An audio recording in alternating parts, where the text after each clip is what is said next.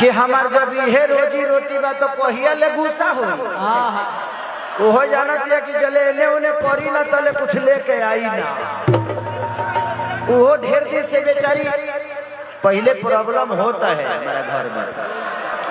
हमार मौगी कहे कि ये जी जवन रवा चुमावा ली ले सही में ली ले हम कहने की ना हो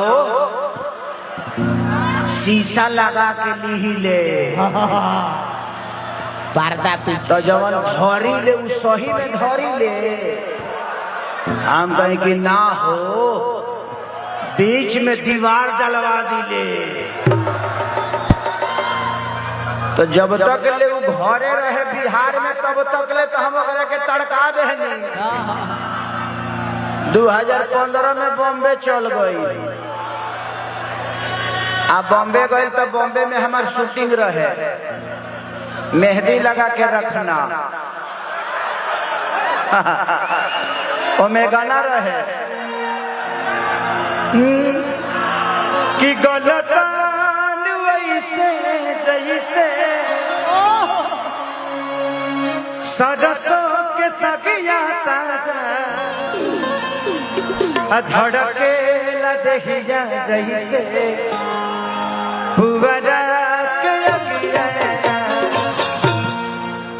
आज जैसे हम काजल रघवानी के धोइनी तो कहत ये जी में तो दीवारे नहीं खे हम कनिए बेरा देवाला वाला नहीं खे आइल जही आवेला तहिया लगा देला जही ना आवेला तहिया अपने से धो ली ले। फिर एगो शूटिंग करत हनी एगो चुमा वाला बात रहे जब चुमा लेहनी तो वही जी हमर मौगी रहे कलश किए जी में तो शीशा लागले नहीं खे हम कनिए बड़ा मुहूर्त नहीं खे शीशा का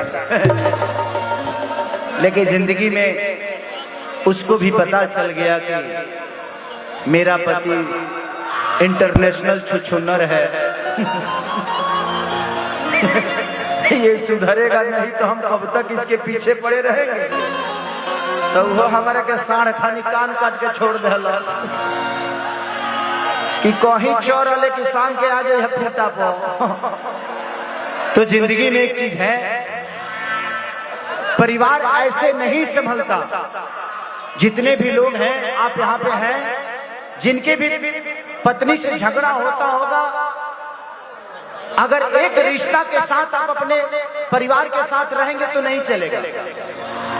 जब वो डांटती है तो उसको मां समझिए, जब वो प्यार करती है तो उसको पत्नी समझिए, जब वो हट करती है जिद करती है तो उसको अपनी बेटी समझिए, जब वो नखड़ा करती है तो उसको अपना बहन समझ लीजिए। मुझे लगता है कि 10 रिश्तों के साथ अगर अपने पत्नी के साथ रहिएगा तो कभी आपका परिवार नहीं टूटेगा। तो जिंदगी में अच्छा ही बताई जो हम अपन मेहरारू छोड़ देती हमारा जीवन में ढेर लड़की अली गईली हीरोइन लोग आई गई कोनो जरूरी बा जो जवाना आई तमन हमारा पर शौक ना करी तो जवाना के समझले बनी जवाना के बुझले बनी वो करे संगे जीवन पार लगा ली। दुगो बातें नहीं बर्दाश्त करे के पड़ेला का करे के पड़ेला। तो जिंदगी में एक बार जब शादी हो गया तो जिंदगी में उसको आजीवन निभाइए।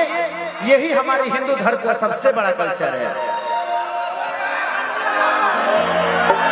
अरे की मर्द के जाते बड़ा होले छुछुना कि अपन में हर छोड़ी घर में सुनर। ये दुनिया में दूगो चीज बड़ा प्यारा होला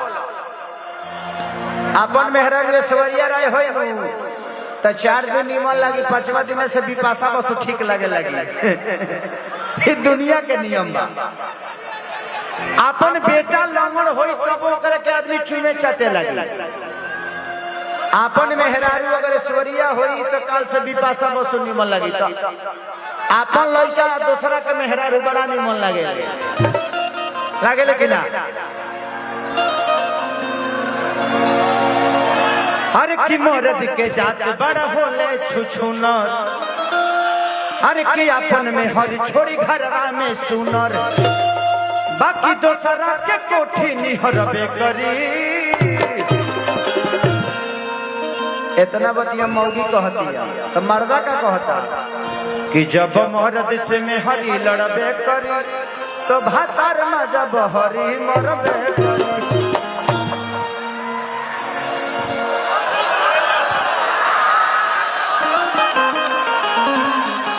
ये बताओ अगर हम मुंह बोले रहते तो मुंह में ढूक गई रही।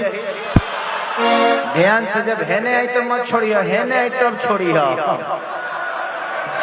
ऐसे माता बहन बेटी जब मर्द से झगड़ा होखे लो तो 2 घंटा के अंदर मना ली हलो, ना मना बोलो तो बगल में पलांटी मार दी मरद, दिक्कत में पड़ जाए बोलो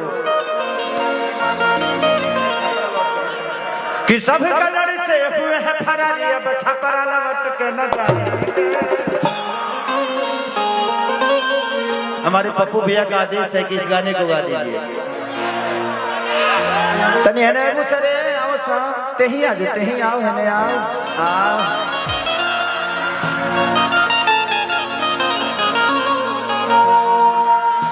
आई टाइटू ओरिजिनल है